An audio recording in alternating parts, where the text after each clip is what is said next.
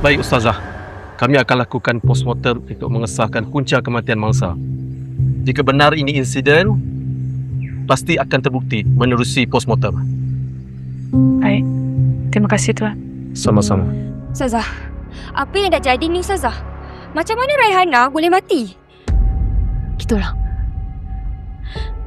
Apa akan jadi dengan kita orang ni? Kamu semua bertenang. Dengar dulu apa yang saya ingin sampaikan.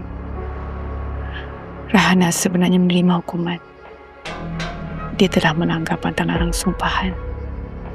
Pantang larang? Sumpahan? Jawab apa benda semua ni Ustazah? Mustahil. Semua tu tak wujud lah. Wujud. Sumpahan Puteri Kembang Malau. Di bisu